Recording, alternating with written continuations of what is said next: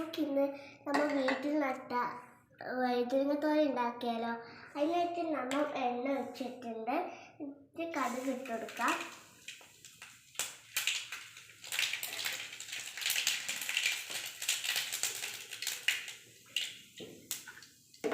അത് പൊട്ടി വരുമ്പോൾ നമുക്ക് പച്ചമുളകും ഉള്ളി ഇട്ട് കൊടുക്കാം.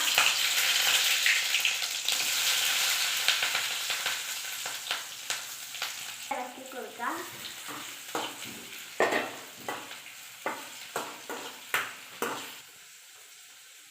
ഇത് വാടി വരുമ്പോൾ നമുക്ക് വഴുതനങ്ങ ഇട്ടെടുക്കാം. ഇത് വാടി വന്നിട്ടുണ്ട്. ഇത് നമുക്ക് വഴുതനങ്ങ ഇട്ടെടുക്കാം. അങ്ങനെ വഴുതനങ്ങ ഇട്ടെടുത്തിട്ടുണ്ട്. നല്ലപോലെ ഇളക്കി കൊടുക്കാം.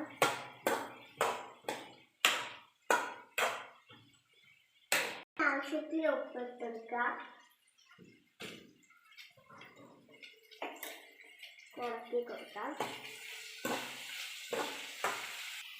നന്നായി അടച്ച് വേവിച്ചെടുക്കാം.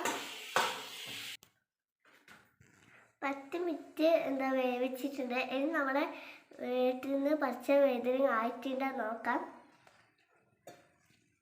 ആയിട്ടുണ്ട്. അങ്ങനെ നമ്മൾ ചില സമയത്ത് ഇച്ചിരി ഇങ്ങനെ ഇളക്കിക്കൊണ്ടിരുന്നായിരുന്നു.